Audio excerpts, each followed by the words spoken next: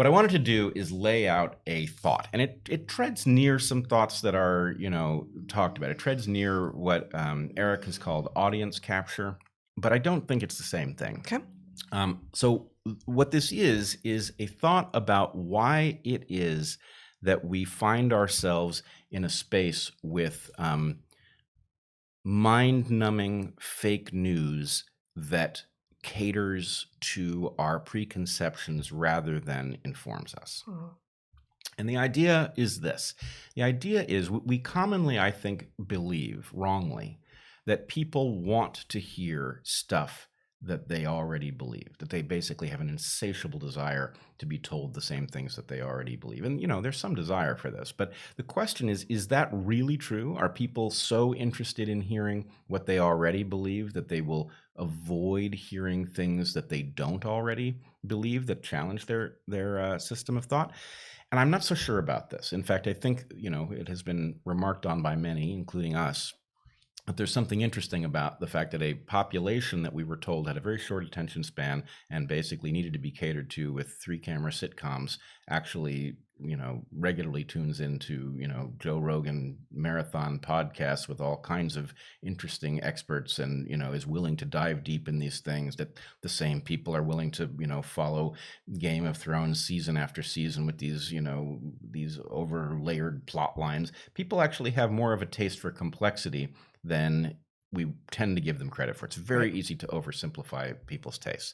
True. And what I wanted to point to is the question of whether or not advertising is actually the thing that causes the mind-numbing default to a dichotomy between two stupid narratives. And the idea is this. And this goes back to what you and I, people who are familiar with the podcast, will have heard us talk about consciousness. And the point is that consciousness is a mechanism. It's not a good way of doing things. If you're super awesome at something, whether it's playing the violin or, skiing or tennis or anything, you're playing, when you're flowing, it's not your conscious mind playing the game. It's when you become conscious that you choke, right? And so the idea is that consciousness is there for a very good reason. It's an adaptive process, but it's spectator for anything you're really good at, right? And it comes into play once you're good at it. Yes, once you're good at it. So you learn something consciously, and you're very bad at it as you're learning because you're sometimes you learn things consciously. Yes. Right. Many things are conscious. My favorite example here is ping pong, actually. And the reason I like ping pong is that the game is so fast that when you're playing good ping pong, you can realize you can't possibly be playing consciously because you're just not, you couldn't do it fast enough, right? So your conscious mind is present, right? It's watching the game, but the point is, I'm surprised I got that. Whatever. So can I interrupt for just a moment? Sure. To say that we've referred in the past to playing pool. We've now put the ping pong top on our pool table, and last night we were playing ping pong, both us and with our younger son Toby, and I benefited from your introduction of a totally new cocktail last week, and so had a couple of Portland mug shots in advance of playing ping pong, and it interfered somewhat with my unconscious. With your unconscious ability to return the ball. Yeah. All right. Well, I apologize. There's still probably net it's worth it, but I think so. But yeah, it's not good for your ping pong game. All right. So the idea is the conscious mind is there to deal with stuff you don't know how to field. In other words, your conscious mind comes online when you're confronted with something that you didn't expect, right?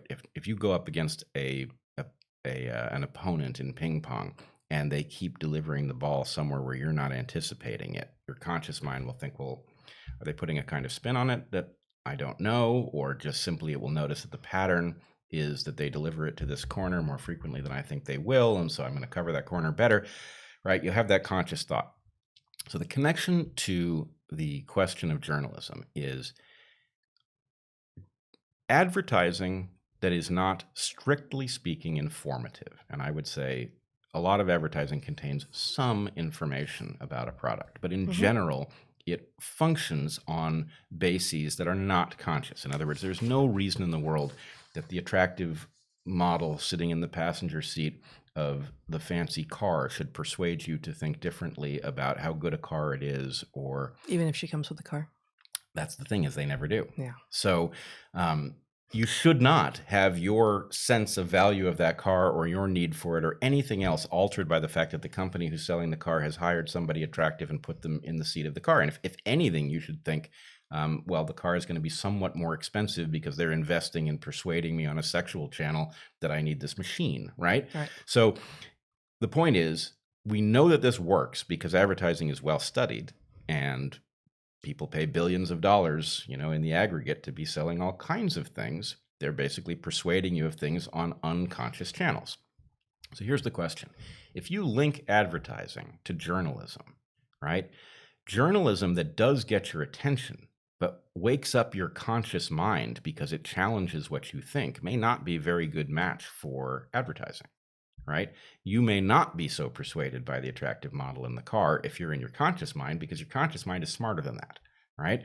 And so the question is there an evolutionary tendency, as we have used advertising to fuel journalism? And, this has always been there. There's always been a kind of hegemony of the advertisers over the content of the newspaper, and that's always been a problem. But at the moment, so much of our world is being driven by advertising, appended to everything, that anything that properly tunes in to lulling people into that sense of calm that makes them, just even think about the way the internet works, right? Advertisers are paying based on clicks. That means they're paying based on how effective their ads were. So any ad that was depending on persuading you of something on an emotional channel that is unconscious is going to discover, when it works, that you click more. What if it's true that journalism that wakes people up and causes them to think, oh, geez, I didn't realize that, right? What if that kind of journalism causes people to click less on the emotional ads that are spread around the page, and so it goes extinct, Yes. Or it gets driven to Substack or whatever happens to it. And then the point is, the mainstream just becomes a reflection of your biases and your predispositions, because that puts you in a buying mood, right? That's the point.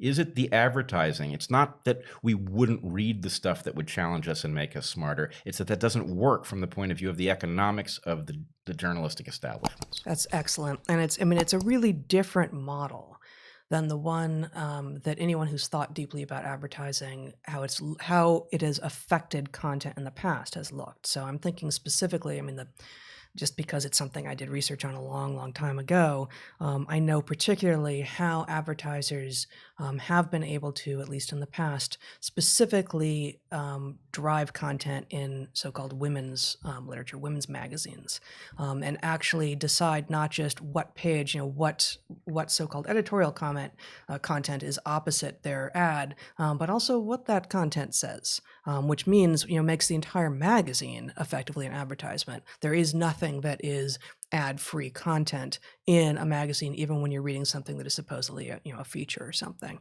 And that is a model that is heinous and has been much decried and all of this. And it's also really easy to understand. Right, like you can get there without thinking very hard about it, and you can wonder if it's still happening, and you can suspect that there's some covert stuff.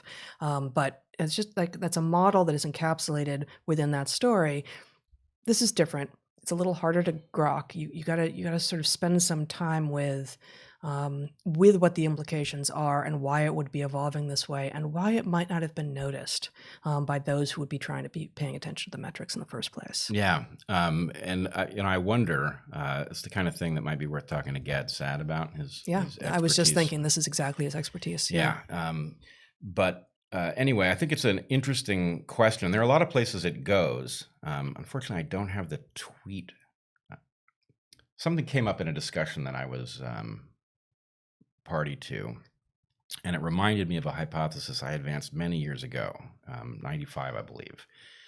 So there was a tweet that somebody was showing in a conversation that I'm part of, and the tweet argued that porn is actually, because it's male biased, because it's targeted at men, and it sexualizes women in a particular way, it is actually causing women to imagine that they are lesbian, even though they prefer having sex with and the company of men in romantic context.